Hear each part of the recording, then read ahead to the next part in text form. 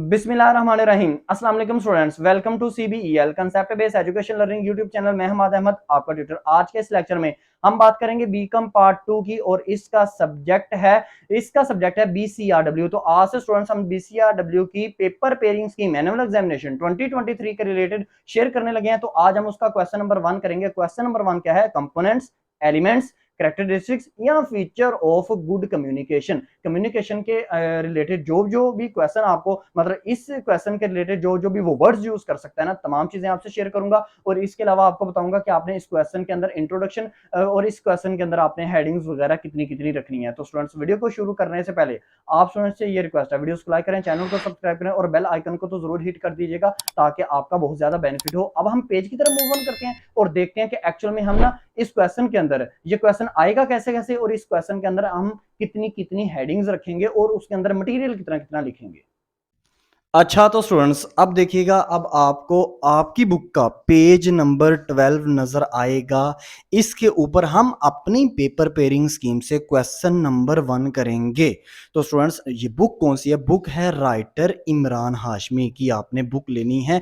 इसके अलावा आपके पास बुक होगी तो वो ज्यादा नहीं चलेगी, क्योंकि इस बुक से ही ज्यादा पेपर में क्वेश्चन आता है। तो हमारा पेपर पेयरिंग स्कीम से क्वेश्चन नंबर 1 क्या है? वो आपको क्वेश्चन पेपर में कह सकता है। आपके ऊपर ना इस पेज के ऊपर देखिए डिफरेंट किस्म के नेम भी नजर आ रहे हैं आपको। जैसे आपसे वो पूछ सकता है explain the component of communication, या element of good communication, part of communication. इस तरह के आपको चंद वो नेम दे सकता है। कैरेक्टरिस्टिक्स ऑफ कम्युनिकेशन आपको कह सकता है, फीचर ऑफ कम्युनिकेशन। तो जब भी ये क्वेश्चन आएगा ना, जो कि मैंने आपसे अभी एक्सप्लेन किया, तो सबसे पहले आप लिखोगे डेफिनेशन। तो डेफिनेशन स्टूडेंट्स कम्युनिकेशन की क्या है, मैं आपको समझा देता हूँ। मैंने निशान लगाए हुए हैं, आपने इसी को ना फॉलो करना है। तो कम्युनिकेशन क्या होती है? कम्युनिकेशन एक ना टू वे प्रोसेस है। जैसे मैं अभी आपसे कम्युनिकेट कर रहा हूँ, कम्युनिकेशन में एक बंदा जो होता है वो मैसेज देता है, सेंड करता है। दूसरा बंदा जो है वो मैसेज रिसीव करता है, यानी कि वसूल करता है। उसको मैसेज मिलता है, वो मैसेज का पढ़ता है, फिर उसको रिप्लाई देता है, किसको? सेंडर को। तो ये सारा जो प्रोसीजर होता है ना, इसको क्या कहा जाता है? इसको कम्युनिकेशन कहा जाता है। अब कम्युनिकेशन जब भी आपने करनी है ना, तो 6 स्टेप को फॉलो करना है। अब डेफिनेशन लिखने के बाद जहां तक निशान लगाया, उसके बाद आप क्या करोगे? आप डायरेक्ट अपने क्वेश्चन की तरफ मूव कर जाओगे। तो पहले 6 पॉइंट को ना आप पहले ऐसे ही एक्सप्लेन करोगे, यानी कि कंटेक्स्ट, फिर सेंडर, रिसीवर, मैसेज, फीडबैक। ये 6 के 6 पॉइंट को आप लिखोगे, फिर इनको ना 1 बाय 1 एक्सप्लेन करोगे। तो पॉइंट नंबर 1 है कंटेक्स्ट, यानी कि जब भी आपने दो पर्सन ने जब भी आपस में कम्युनिकेशन करनी है ना, तो नंबर 1 कम्युनिकेशन करते वक्त उनका पहला पॉइंट जो वो फॉलो करेंगे वो होगा कंटेक्स्ट। तो कंटेक्स्ट का मतलब ये होता है कि वो लोग किस कंट्री से बिलोंग कर रहे हैं, वो किस कल्चर से बिलोंग कर रहे हैं। आया के मुसलमान हैं, आया के हिंदू हैं, आया के अंग्रेज हैं, किस कंट्री से हैं? पाकिस्तान से हैं, इंडिया से हैं, यूएसए से हैं, चाइना के अंदर वो दोनों पर्सन्स बैठे हुए हैं। उनका कल्चर क्या है? यानी कि देखो, अगर मिसाल के तौर पर मैं चाइनीज किसी बंदे से बात करूंगा ना, तो स्टूडेंट्स मुझे बात करते वक्त तो उसकी लैंग्वेज आनी चाहिए चाइनीज की। क्या पता उसको इंग्लिश ना आती हो। हाँ, उस यहाँ हम दोनों को एक दरमियान में ऐसी लैंग्वेज आनी चाहिए जो उसको भी आती हो, मुझे भी आती हो। तो ये सारी चीजें क्या कहलाती हैं? कंटेक्स्ट कहलाती हैं। यानी कि मुझे ये भी पता होना चाहिए कि उसके कल्चर में मैं क्या क्या बात कर सकता हूँ। फर्ज करें ऐसे ही एक इस्लामी मैं किसी बंदे से बात करता हूँ, वो रहता है सऊदी अरब में, तो मैं उसके कंट्री को, उसके मजहब को देखकर मैं पहचान जाऊंगा कि इस बंदे से मैंने बेहुदा किस्म की कोई बात नहीं करनी। मैंने इससे इस पहलू पर इतनी इतनी लिमिटेशन तक मैं इससे बात कर सकता हूं। तो ठीक है, कंटेस्ट में आप क्या देखोगे कि दो पर्सन जब भी आपस में कंटेक्ट करेंगे, वो ये देख लेंगे, सेंडर, ये ज्यादातर रिस्पॉन्सिबिलिटी होती है सेंडर की। वो ये देखेगा कि जिस पर्सन से मैं कंटेक्ट करना चाह रहा हूँ, इसका कल्चर क्या है, इसकी कंट्री क्या है, ये कौन सी लैंग्वेज बोलता है, मैं इससे कौन सी बात कर सकता हूँ, कौन सी बात इससे मैं नहीं कर सकता। तो ये पॉइंट नंबर 1 आप इतना ही करोगे जितना मैंने निशान लगा दिया। और आप स्टूडेंट्स को बताऊं, कभी भी बीसीआरडब्ल्यू में गप नहीं छोड़नी। आपने सेम टू सेम ऐसे ही इंग्लिश को कॉपी करना है। मैं आपको थोड़ा थोड़ा करके दूंगा हर पॉइंट को, ताकि आप स्टूडेंट से याद हो जाए। आपने इसके अंदर अपने पास से कोई इंग्लिश की वर्डिंग नहीं यूज करनी जब तक आपको इंग्लिश लिखनी आती ना हो। अब पेज नंबर 13 है, आपकी बुक है इमरान हाशमी की। तो फर्स्ट पॉइंट आपने कर लिया, कॉन्टेक्ट, यानी कि दो पर्सन है जब आपस में ना कम्युनिकेशन करनी है ना, बातचीत करनी है, तो वो दोनों पर्सन जो है ना, उन दोनों पर्सन्स को पता होना चाहिए कि हम दोनों किस कल्चर से बिलोंग करते हैं, किस कंट्री से बिलोंग करते हैं और कौन सी हम लैंग्वेज बोल सकते हैं। दूसरा, अब पॉइंट नंबर 2 है आपके पास सेंडर। इसको हम राइटर भी कह सकते हैं, इसको इनकोडर भी कह सकते हैं, यानी कि उन दोनों पर्सन में एक पर्सन जो होगा वो पहले मैसेज को सेंड करेगा, ठीक है ना। तो जो पहले मैसेज को सेंड करेगा उसको सेंडर कहेंगे। तो सेंडर कौन सा पर्सन होता है? जो पर्सन मैसेज को या बोल के सेंड कर दे या उसको लिख के सेंड कर दे, तो ऐसे पर्सन को हम बोलेंगे सेंडर। ऐसे पर्सन को राइटर भी बोल सकते हैं। जैसे आप मैसेज को टाइप करके सेंड नहीं करते, तो आप राइटर भी हो, आप सेंडर भी हो, आपका तीसरा नाम इनकोडर भी है। तो ये था सेंडर, यानी कि अब क्या हुआ, पहले पॉइंट में दोनों पर्सन ने आपस में सिलेक्ट किया कि हम किस कल्चर से, किस कंट्री से बिलोंग करते हैं। दोनों पर्सन ने डिसाइड करके उनमें से एक पर्सन ने क्या किया, मैसेज को फर्स्ट टाइम सेंड कर दिया, पहली दफा मैसेज को सेंड किया। तो अब ये क्या हो गया, वो उस पर्सन का नेम हम कहेंगे सेंडर। अब हम इसके अंदर जितना निशान लगा हुआ है आपने इतना ही करना है, ठीक है ना। और करना आपने कंप्लीट, मतलब लिखना आपने ऐसे ही इसको, अगर आपको इंग्लिश नहीं आती तो इसको पक्का रट्टा लगा कर लिखो, अदरवाइज आपको बीसीआरडब्ल्यू में आप फेल हो जाओगे। अब हम करेंगे पॉइंट नंबर 3। पॉइंट नंबर 3 देखेंगे मैसेज। तो अब जो सेंडर है ना, उसने क्या करना है, मैसेज, आपको पता है सबसे इंपॉर्टेंट जो पार्ट है कम्युनिकेशन के अंदर वो मैसेज ही है।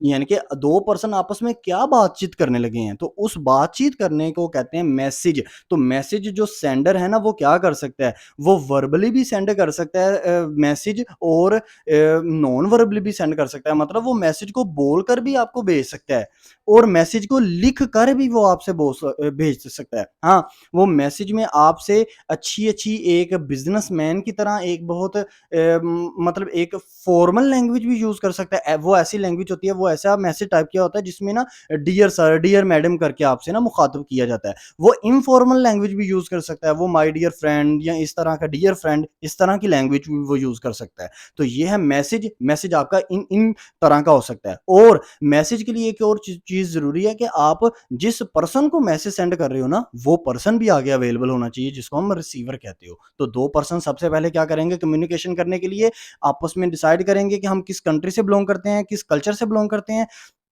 फिर उसके बाद उन दो पर्सन में से एक पर्सन मैसेज को सेंड करेगा, जो पर्सन मैसेज को सेंड करेगा उसको सेंडर बोलेंगे। फिर वो जो सेंडर होगा वो जिस मैसेज को सेंड करेगा ना, यानी कि वो मैसेज बोल के सेंड कर रहा है, लिख के सेंड कर रहा है, फॉर्मल लैंग्वेज यूज कर रहा है, इनफॉर्मल लैंग्वेज यूज कर रहा है, तो वो मैसेज कहलाएगा। अब हम इसका 4 नंबर पॉइंट देखते हैं। अब 4 नंबर पॉइंट आपका है मीडियम, यानी कि जो सेंडर है जिसने मैसेज को टाइप कर लिया। फर्ज करो मैं सेंडर हूं, मैंने मैसेज भेजना है, मैंने उसको टाइप कर लिया, अपने मोबाइल में लिख लिया और लिखा मैंने इनफॉर्मल लैंग्वेज में, यानी कि मेरा फ्रेंड था, मैंने माय डियर फ्रेंड करके इस तरह मैसेज को ना इनफॉर्मल लिखा। मुझे कोई कोमे वगैरह डालने की, फुल स्टॉप वगैरह डालने की जरूरत नहीं है, ठीक है ना, क्योंकि मैं आगे वाले पर्सन से वेल नोन हूं, मैं उसको जानता हूं। तो अब मैं ना उसको भेजना कैसे है मैसेज, अब मैंने उसको जो मैसेज भेजने के लिए जो इंस्ट्रूमेंट यूज करूंगा ना, या मैं उसको व्हाट्सएप के थ्रू मैसेज भेज रहा हूँ या मैं उसको बोलकर मैसेज भेज रहा हूँ, वो मीडियम क्या है? क्या मैं फेसबुक के थ्रू मैसेज उसको भेज रहा हूँ या मैं उसको व्हाट्सएप के थ्रू मैसेज भेज रहा हूँ या मोबाइल के अंदर जो मैसेंजर होता है उसके थ्रू मैं उसको मैसेज भेज रहा हूँ, यानी कि मैं किस तरह उसको मैसेज भेज रहा हूँ, या मैं क्या उसको बाय डाक के जरिए मैसेज भेज रहा हूँ या मैं उसको मेल कर रहा हूँ, जीमेल कर रहा हूँ या मैं उसको ईमेल के थ्रू मैसेज भेज रहा हूँ। तो ये तमाम चीजें क्या कहलाती हैं? ये आपका मीडियम कहलाती हैं। यानी कि जो सेंडर है वो किस चीज को यूज करके मैसेज को क्या कर रहा है, भेज रहा है रिसीवर को। जैसे पुराने वक्तों में जो सेंडर होते थे वो डाक को यूज करते थे, लेटर वगैरह भेजा करते थे डाक के जरिए किसी दूसरे पर्सन को, यानी कि रिसीवर को। लेकिन आजकल के दौर में आपको पता है डिफरेंट किस्म की एप्स यूज की जाती हैं, इलेक्ट्रॉनिक मीडिया आ गया ना, तो डिफरेंट किस्म की एप्स यूज की जाती हैं as a medium of communication. अच्छा स्टूडेंट्स, ये जो पॉइंट है मीडियम, ये आप यहां तक ही रखोगे। इसके अंदर ये जो आपको नजर आ रहा है ना, ओरल कम्युनिकेशन और रिटन कम्युनिकेशन, ये पॉइंट आप नहीं रखेंगे, इस टेबल को आप नहीं करेंगे। अगर आपने इस टेबल को कर लिया, हाँ मैंने टिक लगाया हुआ है, लेकिन वो डिफरेंट किस्म के मैंने टिक लगाए हैं, इसको छोड़िएगा आपने इस टेबल को नहीं करना अपने पेपर के अंदर। अगर कर लेंगे तो आपका क्वेश्चन काफी लेंथी हो जाएगा, आगे ही आप स्टूडेंट से ये क्वेश्चन याद नहीं होता, क्योंकि इंग्लिश आपको पता है कि वीक होती है अक्सर स्टूडेंट्स की। तो मीडियम के इस पॉइंट के अंदर आप जितना निशान लगाया हुआ इतना ही करेंगे, लेकिन इस टेबल को नहीं करेंगे। अब हम नेक्स्ट पेज की तरफ चलते हैं और पॉइंट नंबर 5 करते हैं। अब हम पेज नंबर 14 के ऊपर आ गए हैं। हमारा पांचवा पॉइंट क्या है? पांचवा पॉइंट है रिसीवर, जिसको रीडर भी कहते हैं, जिसको डीकोडर भी कहते हैं। तो स्टूडेंट्स, रिसीवर कौन सा पर्सन होता है? वो बंदा जो मैसेज को रिसीव करता है। पहले क्या हुआ? पहले दोनों पर्सन ने आपस में डिसाइड किया कि वो किस कंट्री, किस कल्चर, किस जबान से बिलोंग करते हैं, उसको कहते हैं कंटेक्ट। फिर उसके बाद एक पर्सन ने मैसेज को सेंड किया, उसको क्या कहते हैं? उस पर्सन को कहेंगे सेंडर, राइटर, या उसको इनकोडर कहेंगे। फिर उस पर्सन ने मैसेज को टाइप किया, मैसेज को लिखा, वो मैसेज कौन सा भेजा? उसको कहेंगे मैसेज। फिर उसने जिस इंस्ट्रूमेंट के थ्रू भेजा, जिस ऐप को यूज करके उसने भेजा, उसको कहेंगे हम मीडियम। फिर अब ये सारी चीजें हो गई, तो मैसेज किसको मिलेगा? रिसीवर को मिलेगा, रीडर को मिलेगा, यानी कि दूसरे पर्सन को मिलेगा। तो वो जो दूसरा पर्सन है जिसको ये मैसेज मिलेगा, याद रखिएगा स्टूडेंट्स, उसको हम क्या कहेंगे? उसको हम कहेंगे रिसीवर, रिकॉर्ड, रीडर, या उसको डीकोडर भी हम कह सकते हैं, क्योंकि वो पर्सन मैसेज को रीड करेगा, सेंडर के मैसेज को वो पर्सन रीड करेगा। तो इसके अंदर मैंने जितना निशान लगाया हुआ है आप इतना ही करोगे। इसके बाद आपका लास्ट पॉइंट है, पॉइंट नंबर 6 है आपका फीडबैक। यानी कि अब रीडर ने ना मैसेज को पढ़ा, रिसीवर ने मैसेज को पढ़ा, सेंडर के मैसेज को रिसीवर ने पढ़ा, तो अब उसने कोई ना कोई फीडबैक देना है ना। फीडबैक से मुराद ये होता है या तो वो उसकी बात का हाँ करेगा या उसकी बात का ना करेगा। यानी कि अगर तो फर्ज करो वो जो सेंडर है वो अपनी कोई चीज बेचना चाह रहा है, तो रिसीवर या उसको हाँ में जवाब देगा, या उसको यस में आंसर करेगा, या उसको नो में आंसर करेगा। तो यही होता है फीडबैक। अब फीडबैक भी आपको बताऊं, फीडबैक भी दो तरह से दिया जाता है। या तो रीडर उसको बोलकर बता देगा नहीं सेंडर मैं ना आपकी बात को नहीं मान रहा, या उसको लिख के टाइप करके बता देगा कि मैं आपकी बात को नहीं मान रहा। ठीक है। अब अगर ये दोनों वो काम नहीं करता, तो रीडर ये भी चूज कर सकता है फीडबैक देने के लिए कि वो साइलेंट रहे, वो बिल्कुल चुप रहे। तो आपको पता है अक्सर क्लास में भी आपसे सर जो सेंडर होते हैं आपसे कोई क्वेश्चन पूछें, आप आगे से खामोश रहो, तो उसका भी यही मतलब होता है कि जो आप हो ना, आप ना में ही आंसर कर रहे हो, आपको उस क्वेश्चन का आंसर नहीं आता। तो अगर आपका रीडर जो है वो साइलेंट हो जाता है ना, तो साइलेंट को भी यानी कि खामोशी को भी हम फीडबैक समझते हैं। हम मीन्स सेंडर जो है खामोशी को भी फीडबैक समझता है। तो ये स्टूडेंट्स क्या था? आपका होल क्वेश्चन था। आपने क्वेश्चन को कैसे लिखना है मैं दोबारा से बता देता हूं। सबसे पहले आपने क्वेश्चन की स्टेटमेंट लिखने के बाद आपने डेफिनेशन लिखनी है, फिर पॉइंट सारे पहले 6 के 6 लिख के तमाम पॉइंट्स को फिर 1 2 3 4 5 6 इस तरह आपने एक्सप्लेन करना है। और ये क्वेश्चन डिफरेंट नेम से आ सकता है, जैसे characteristics of communication, feature of communication, element of communication, आपको आ सकता है पार्ट्स ऑफ कम्युनिकेशन या कंपोनेंट ऑफ कम्युनिकेशन। ये डिफरेंट नेम वो यूज कर सकता है। ये था क्वेश्चन नंबर 1 BCRW का। आने वाली वीडियो में हम क्वेश्चन नंबर 2 करेंगे। तब तक लिए अल्लाह हाफिज।